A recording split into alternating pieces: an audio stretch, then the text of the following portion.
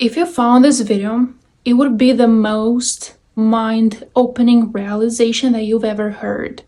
And this is my genuine goal with this video, is to help you understand who you are on a deeper level. I prepared for this video for over a week, the ideation, but the realization behind of it is actually that came to me after 1 year of deep mind cleaning, of self-development, and doing meditations on a daily basis. It's something that you will hear just in this video. The stuff I'm about to explain is very advanced, and don't be scared. That's my actual goal, is to bring that idea into your mind and to show that this is the right way to live. So most people live their life like that's the worst thing that happened to them. And especially the problem is that how do they feel in their own body?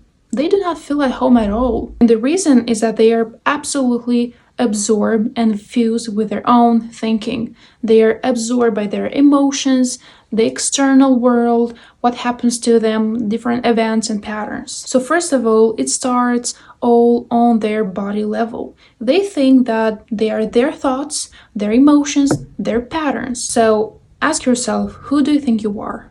Look at your life and just enumerate, who do you think you are? Who is the real you and why? So in the next few minutes, I'm going to explain who actually you think you are and why is that wrong. First of all, you think that you are your thoughts and beliefs. People actually believe they are the thoughts their mind produces. They associate with them and they dwell on that their whole life. Why is it wrong?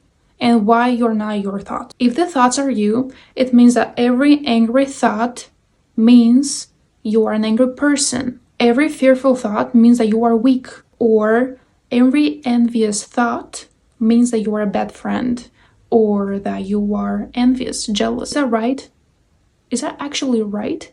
No, of course. And also, this one thing I noticed the most, and it also applied to me, that every thought of giving up means that you are incapable of success? Of course not. So there is this belief that if I think it, it must be the true me. So that is the association. And it is wrong. I will explain what is wrong. You have your mind, and the mind produces thoughts on a daily basis. Every second. They appear one after another without your control. So that's your mind role. It gives you thoughts on a daily basis. That's your mind role. It just gives you thoughts. The problem though is when people start identifying with those thoughts and concepts about themselves. Most people are completely absorbed with their thinking because when the thought appears, they instantly associate with it. They think they are it. When a thought about anxiety appears, they think they are anxiety. They become suddenly the thinking. If a thought about you don't have the necessary skills or you're incapable of doing that, they instantly believe that. And at the end, they feel actually incapable. The problem is they don't see them as thoughts, but they experience it as reality. And this is actually the most freeing and liberating concept. Because once you understand it and actually implement, you have control over your mind. You decide what to think next, where to give your attention towards, and what is genuinely worth storing or believing. The second one is past events and your pattern. This is a very interesting one and nuanced because an event repeated over a long period of time becomes a pattern. Every pattern was installed through experience. It's exactly how a child learned to be safe in society by being quiet. You do not notice your patterns because they come from an event that was traumatic or something that you learn along the way. That situation with child, it learned to be safe to avoid rejection or criticism. But over time, the child became an adult, and if it still has a pattern of being quiet to avoid being ashamed, that is a pattern and there is a problem.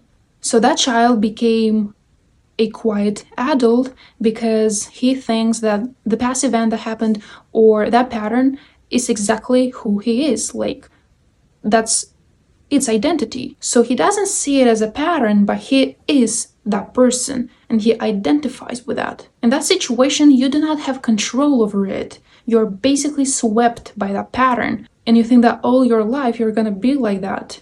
But you have control over it. And when you see it just like a pattern, an event that happened in the past, you have control over it to change. So who you actually are, you're just the observer, the experiencer. You have to see those as simple life events, but not who you are at the deeper level, at the core. The third one is emotions, and emotions are like weather. They come and go. There is a good weather, a bad weather, and people are so entrenched into their emotions that they basically become it. When anger arises, they are very angry and they can say things that the person will never forget. You should be very careful with emotions because they actually last around like a few seconds. Anything like that is just a state or something that triggered inside of you. Your emotions have direction. You should not interfere. They are here to color your life, but they can become a very big burden. Without observer capacity, your emotions are felt differently. When anger appears, you notice it. You see, oh, there is anger. So you can actually direct them and you can create them on purpose. You can redirect whatever you want and however you want. Without observer capacity, you can redirect your emotions and build something meaningful rather than destruct something. And the fourth one is attention. And this is one of the most important part of this video because attention is your biggest currency that you hold as a human. Your attention, however you direct it, helps you to grow things into your life. Most of the people, they don't control their attention. They allow it to dwell and roam around the things that are not so meaningful. They completely absorb their self with whatever their attention happens to be. If their attention holds onto past experiences, what people said to them, worry, overthinking, they become worried, angry, sad, depressed. With observer capacity, you should see your attention as a tool that helps you to grow what you want in your life.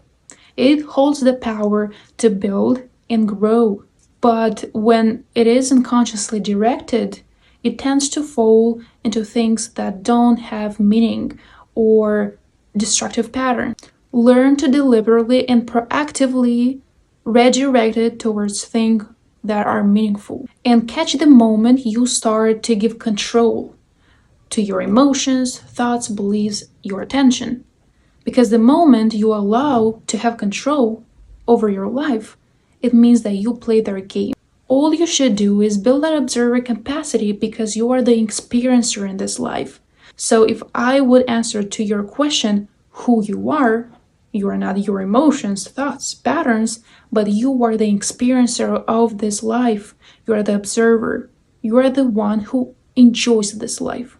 And stop interfering with your thoughts, emotions, patterns. Just allow it to be because they have their own direction. Allow them to happen and redirect however you want. So your thoughts, emotions, beliefs, they aren't facts. They are just positions that you are used and the positions you've taken so far. One of the biggest lessons here is you create your emotions, your thoughts, and your patterns, and you have 100% control over it. And there is a very interesting quote that also sums up everything that I've mentioned here, is that the dreamer reacts to the dream without understanding that he is the one creating the dream. If you want to change your life, you take back that control and you redirect it however you want. So allow yourself to be free, allow yourself to create the life you always wanted.